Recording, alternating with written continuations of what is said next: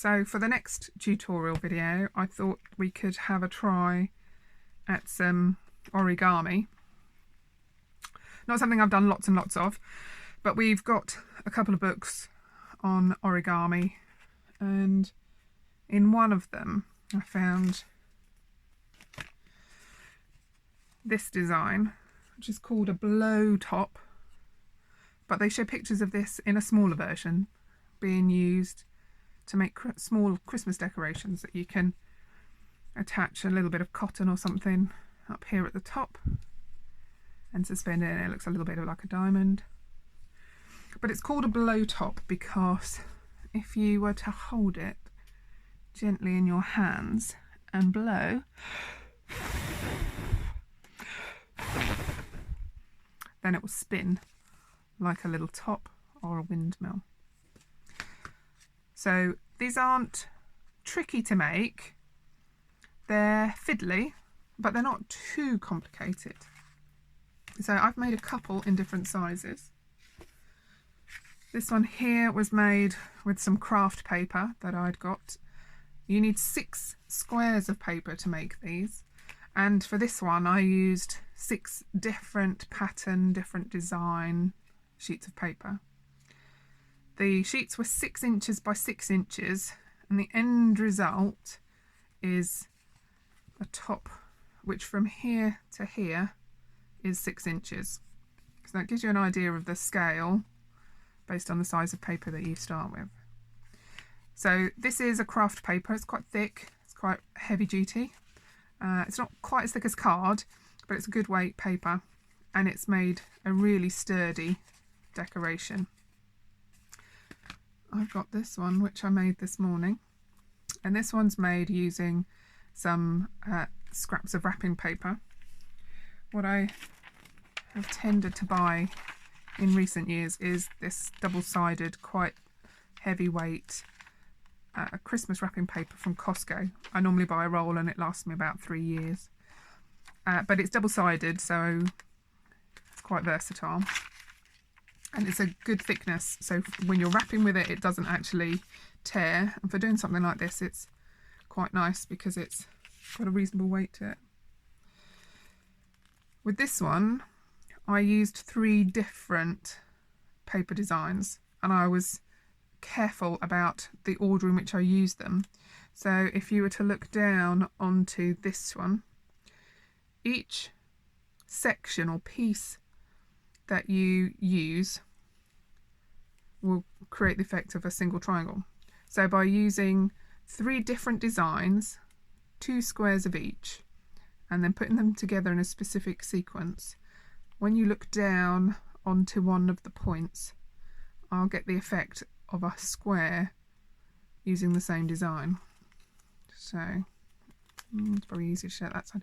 So there is the 2 pieces that I used this paper for, and I've got another one here. So as you look down, you get a square of the same paper.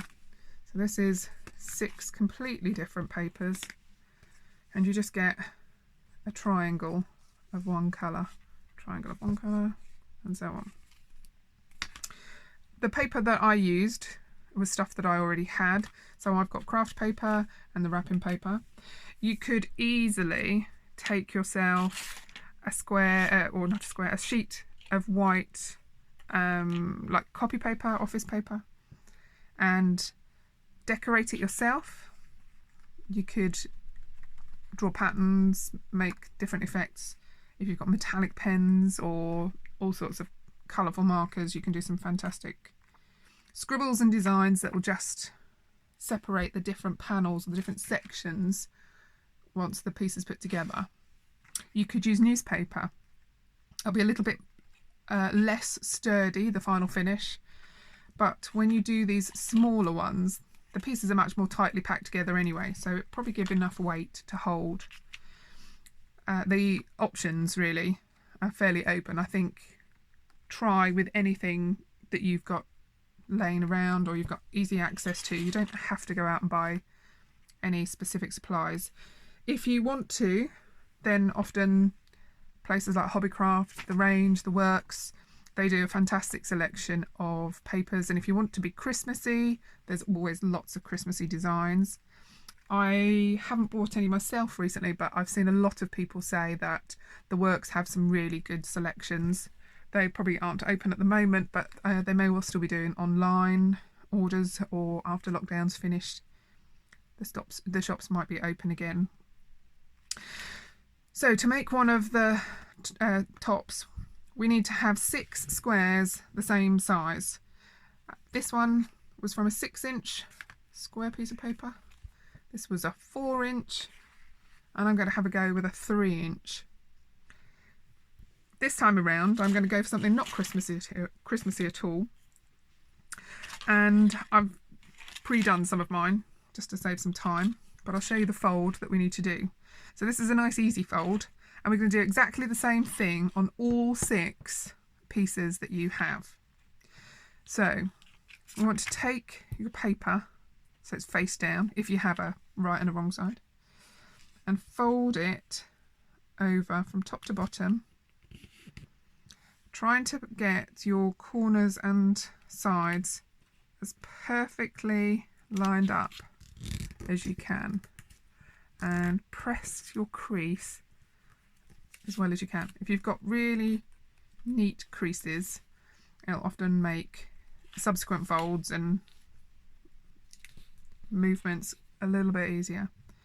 So now, with our bottom that way, I'm going to fold it across so that we make another square. So press your folds again, and I want to open this fold back up again, and if you pop your finger in between the 2 halves of that fold and push your finger so that it heads up to this corner point up here, it'll help open out these two halves. And what we want to do is press it open to make a triangle. You want it to make sure it goes as tightly as possible up to the top of that crease. If you don't get your fold opened out fully, your crease might actually start a little bit further down. And if you use this crease here on the inside as your guide to line up with this piece here, should help you get it fairly straight. So once you've got it lined up and you've got your top point as open as possible, you can press the sides out so you make a lovely tight neat triangle. And then we're going to turn it over and do the exact same thing on the other side. So finger popped inside, get it lined up at the bottom edge, and then press all the way down the side. So you've now got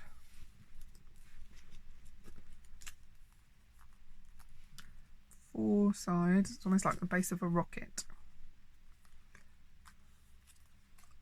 Okay, so we need 6 of those, whether they be all the same colour, all different colours, or a selection. Now if you're going to do like I did here, what you're going to want is probably to have 3 different colours, and you're going to have 2 of each, and that's because the way you're going to put them together is they'll be opposite each other. So if you've been trying to follow me as I go, you'll probably still have some more still to do. So if you pause me, and then when you've got your 6 pieces all folded and ready to go, then you can unpause me and come back. So when you've got these pieces, the instructions in the book tend to suggest that you take them and inside you give them a letter or a number to sequence them, so that when you piece them together, it's, in theory, easier to work out the sequence that you use and which pieces or which section of each piece you're going to put where. I'm not going to actually physically write mine in, but that's because I've done this a couple of times now, so I know where I'm going. What I am going to do though is I'm going to place my paper pieces down in the order that I'm going to use them. So the way this is going to work is we're going to start with a piece that becomes the bottom. We'll then take a piece to make a side over here, then a side over here, then the side opposite that one, then the side over here, and then finally we'll put the piece on the top. So because I want all my pieces to sit opposite each other, I'm going to sequence them like this. So I've got pink, yellow, orange, orange, yellow, pink. So all three, and then reverse the order. And I'm going to number them 1, 2, 3, 4, 5, and 6. So I'm going to start with number 1, and I'm going to turn it upside down and hold it by the point. So the point's at the bottom and the open edges facing up. And then I'm going to take my piece number 2. And piece number 2, I'm going to slot one of the points into a point on piece number 1. So it's tucked inside the bottom. I'm then going to take my piece number 3. And piece number 3 is going to work the other way. So 2 went inside number 1, but 3 is going to go over the top of this piece on number 1. Like that. And now this side piece that I've got here, I want to tuck inside number 2. So I now can't see that side of number 3. So my orange one is hidden. I'm now going to work across. I'm not going to carry on round in a circle. And this is going to be the mirror. So it's going to be exactly the same. So in the same way that I put piece number 3 over piece number 1, I'm going to put piece number 4 over number 1. And then I'm going to slot this side piece, or this side wing, into number 2. So I've now got, as you look down on the top, I've still got piece number 2 showing, and I can see pieces number 3 and 4 showing and matching. So piece number 5. Piece number 5 is my mirror of piece number 2. Still with me?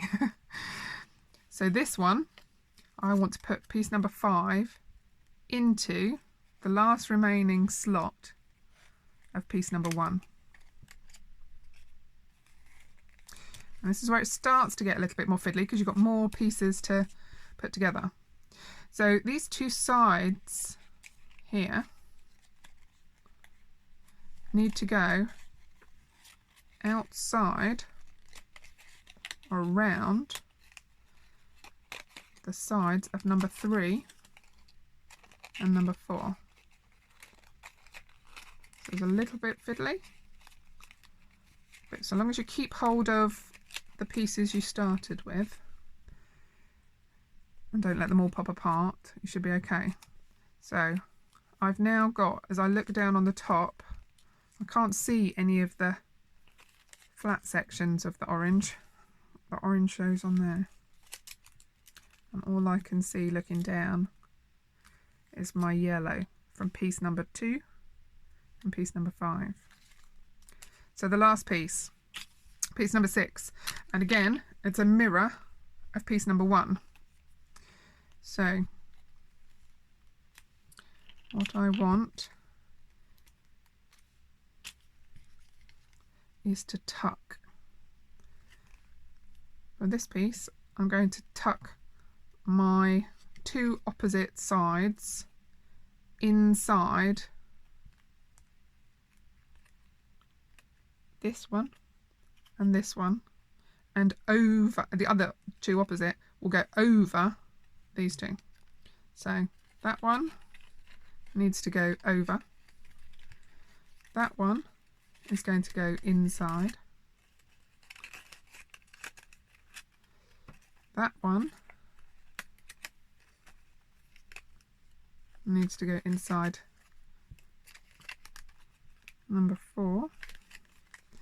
And then this one is going to go over number 5. So it's a bit tricky because this is where you're trying to slot some pieces over, some pieces inside, and it's all starting to be a bit tighter.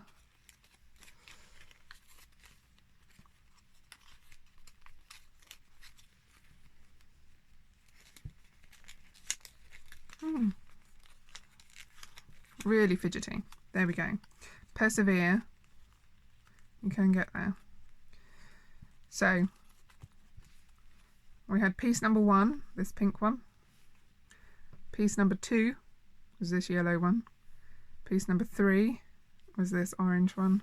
And 4 and 5 and then 6 went on the top. And the way you can tell whether you've got them together, right, is if you turn it, if you've done it the way I've done it, then I can see the same colour all the way around.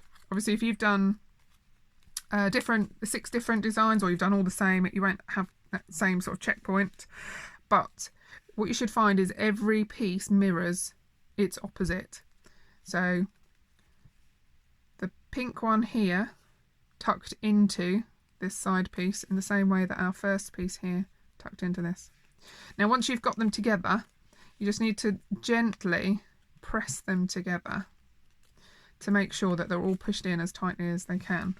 And that's then your blow top. If you want to make it as a Christmas decoration to hang on a tree, then a little piece of cotton or something, you could take a needle and just poke a hole with a piece of cotton, pull through and tie to make a small loop. You could, if you've got fairly decent weight paper, you might need a slightly bigger needle, but you could use a small piece of fairly thin ribbon and pass that through. You could add something decorative like a little bow.